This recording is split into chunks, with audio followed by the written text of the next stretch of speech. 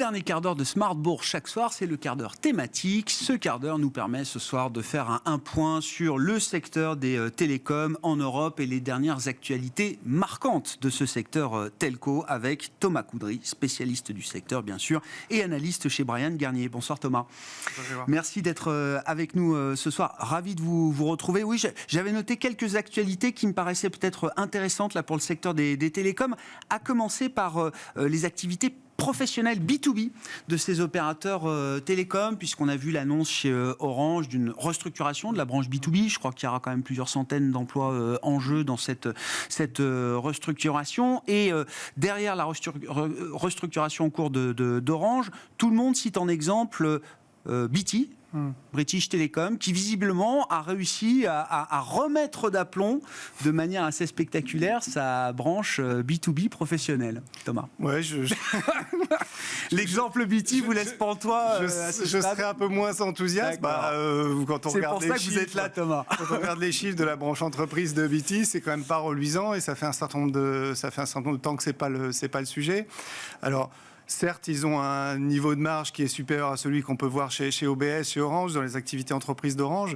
Maintenant, ils sont en décroissance de revenus, ils sont en décroissance, je crois qu'ils doivent être sur les 9 premiers mois de l'année, parce qu'ils sont en exercice décalé, bref, moins 20% de décroissance de l'EBITDA sur leur activité entreprise.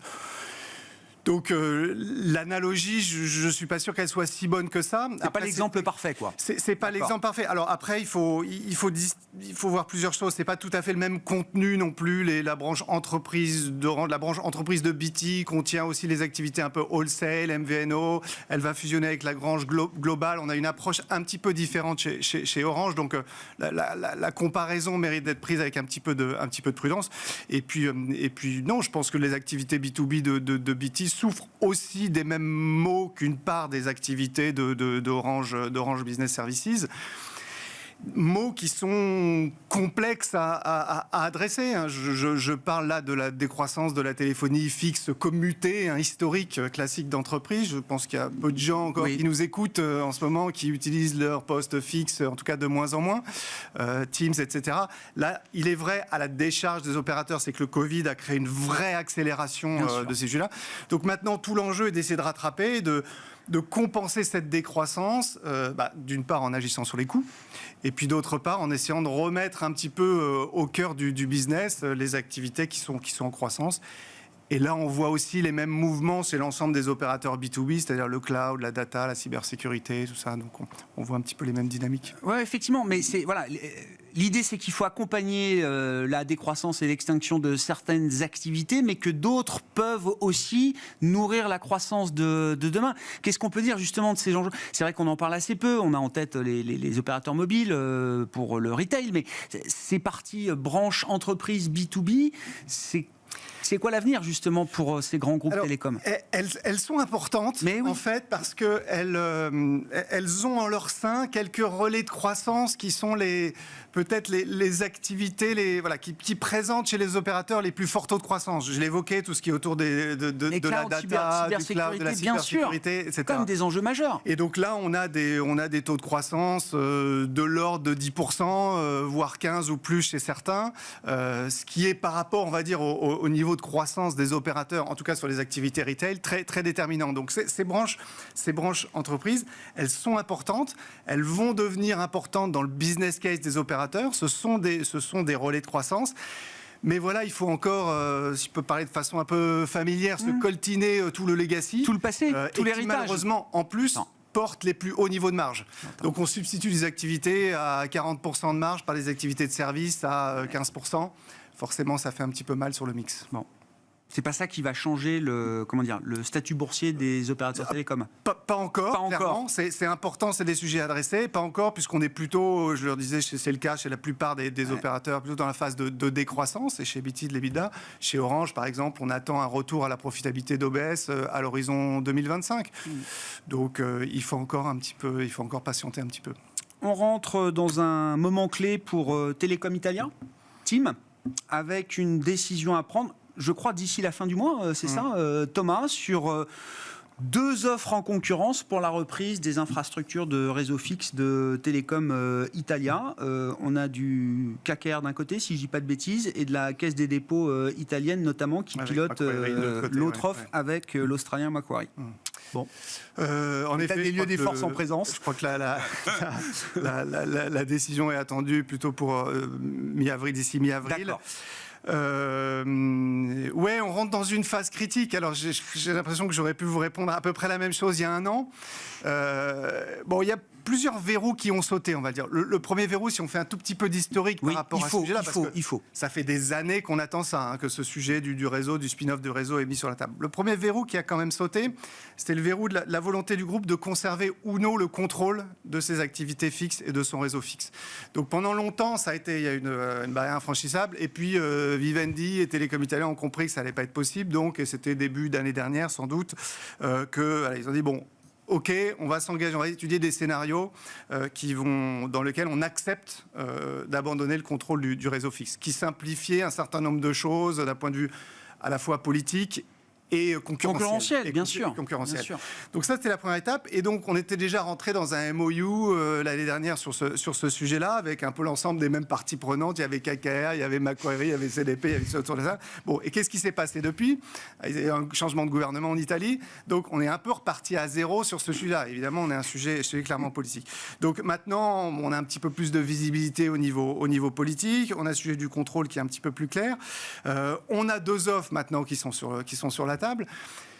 Donc, qu'est-ce qui bloque ? Alors, le sujet concurrentiel, bon, il est peut-être un peu plus... Il est lié beaucoup à la possible fusion avec leur principal concurrent qui est Open Fiber. Donc, ça, on va voir. Dans l'offre de KKR, il n'y a pas ça. Peut-être c'est plus simple d'un point de vue concurrentiel. L'un des sujets principaux qui bloquent aujourd'hui, c'est le sujet de la valorisation. Et là, on sent qu'il y a un mismatch entre ce qu'en attend Telecom Italia, Vivendi, et ce qui aujourd'hui semble être sur la table de la part des 2 offres, puisqu'elles sont dites relativement proches en termes de montant, aux alentours d'une vingtaine de milliards, des structurations un petit peu... Vivendi, on vous l'a dit de plus à l'époque. Vivendi, on disait... Après, le monde a changé, on le sait, depuis, et notamment sur ces sujets, l'actif d'infrastructure, là, les valos ont forcément un petit peu souffert, on connaît le contexte. Donc les ambitions qui étaient celles de 2021 ne sont pas nécessairement celles de 2023, je pense qu'il faut le comprendre. C'est quand même un réseau dans lequel il va falloir continuer d'investir aussi lourdement. Maintenant, quelle est la voie de sortie pour Telecom Italia ? À un moment, il va falloir qu'il se passe quelque chose sur ce réseau. De toute façon, c'est une boîte qui est très endettée, plus de 4 fois dette nette sur EBITDA, qui annonce dans ses guidances, si elle arrive à les faire, qu'elle va générer un cash flow légèrement positif en cumulé sur les 3 prochaines années. Bon, c'est pas ça qui désendettera le groupe. À un moment, il faut qu'il se passe quelque chose au niveau du... Et si c'est pas là, mi-avril ? Si c'est pas la mi-avril, ça risque d'être un petit peu compliqué. On va voir. On a suffisamment été malmené sur ce jeu-là.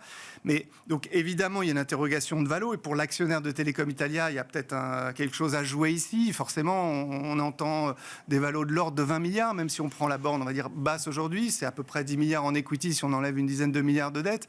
Pour un cours intime qui vaut quoi aujourd'hui, 5-6 milliards aujourd'hui en bourse. Donc il y a une attente forte là-dessus.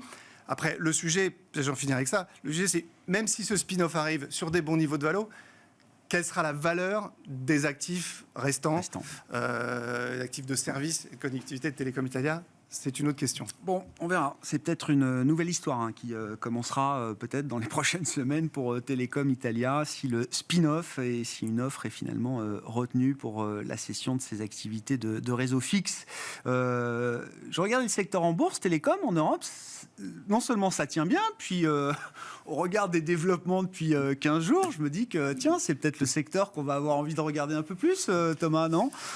Oui, d'ailleurs, moi, je sens plus d'intérêt et de sollicitations de la part des investisseurs. Pour faire le point. Le téléphone poste un peu plus souvent. Si on faisait le point sur les télécoms, un secteur défensif, de rendement. Oui, avec des rendements qui sont bons. Dans le contexte qu'on connaît, c'est toujours intéressant, avec quand même pas mal de visibilité sur les cash flows. Ouais, c'est un secteur qui a surperformé les indices dernièrement. Orange a très bien performé. Donc c'est un secteur qui attire un petit peu plus d'intérêt. Les questions demeurent demeurent les mêmes sur la Sûr. capacité du secteur à créer de la valeur sur le long terme. Ça, pour le coup, on n'évite pas ça. Et alors, il y a un sujet aussi qui était soulevé par Jean-Noël Barrot, là, qui propose un nouveau deal fibre. Alors, on n'est pas au début de la fibre, heureusement, en France, mais le travail n'est pas fini, comme dirait Jean-Paul, job is not done. Et donc, il faut quand même couvrir encore un certain nombre de régions et de territoires avec la fibre. Et donc, Jean-Noël Barrot, le ministre du numérique et donc de tutelle du secteur, propose une forme de trade-off, c'est ça, aux opérateurs, Thomas ? Ouais, c'est ça, un deal. En fait, il veut s'inspirer du fameux New Deal qui avait été conclu entre les autorités publiques et les opérateurs il y a quelques années sur la couverture des zones blanches, la couverture mobile. Bien sûr. Donc, il veut s'inspirer de ça, donc avec cette espèce de New Deal sur la fibre pour aller... Les zones qui ne sont pas rentables pour les opérateurs, quoi. Oui, c'est alors c'est même un petit peu plus compliqué que ça. Alors, en effet, il y a une dimension de complétude des déploiements, mais qui concerne aussi les zones denses et moyennement denses, mais les raccordements un petit peu plus complexes dans ces zones denses-là, parce qu'on n'est pas totalement à 100% de couverture non plus dans ces zones-là. Zones qui n'étaient pas censées faire l'objet de subventions publiques. Et en effet, restent par ailleurs, mais c'est presque un autre sujet, les zones subventionnées, réseaux d'initiatives publiques et autres qui encore... Donc, il y a vraiment le sujet de la complétude en ville moyenne aussi, où il y a encore un peu de peau de léopard, comme on appelle ça. Et puis un sujet aussi de résilience, de meilleure qualité des infrastructures fibres, parce qu'il y a beaucoup de choses aussi en ce moment sur des difficultés au niveau. Donc son plan est censé adresser ça. Après, la différence, c'est que le New Deal mobile, ça avait été vraiment on va dire un accord négocié avec des vraies contreparties avec les opérateurs. Là, ça a l'air un petit peu mal embarqué parce que les opérateurs, ça embarque personne, là. les opérateurs sont un peu vent debout. Enfin, d'après ce que j'ai pu, en tout cas en comprendre. Oui, parce que les contreparties qui seraient proposées à ce stade-là sont insatisfaisantes. Elles touchent cette fameuse taxe sur les investissements, l'IFER, sur les investissements réseau, l'IFER, contre laquelle les taxes sur les antennes, c'est ça. Taxes sur les antennes. D'accord. Et donc, globalement, la contrepartie, c'est que cette taxe-là, elle n'augmentera pas, alors que les opérateurs sont déjà vent debout devant la nature de cette taxe. Donc, c'est un petit peu compliqué. Puis il y a le sénateur Patrick Chaize aussi qui a mis un petit peu son grain de sel aussi là-dedans. Donc on va voir. Patrick Chaize, il faut voir la vidéo aujourd'hui, Commission des affaires économiques du Sénat qui auditionnait Xavier Niel. Il interroge justement Xavier Niel sur le fait que Xavier Niel, chez Free, n'augmentera pas ses prix. Il ne comprend pas comment c'est possible et il lui demande si c'est tenable et si c'est vraiment un bon business model. Il faut voir la réponse de Xavier Niel. Il pète un plomb, littéralement, quand on lui dit, quand on l'accuse et quand on lui reproche de ne pas augmenter ses prix dans le contexte qu'on connaît. C'est la petite vidéo du jour que je recommande. Merci beaucoup, Thomas. Thomas Coudry, analyste chez Bryan Garnier, qui était avec nous en plateau pour ce quart d'heure thématique consacré à l'actualité du secteur télécom. Voilà pour cette édition Smart Bourse ce soir. On se retrouve demain à 12h30 en direct sur Bismart.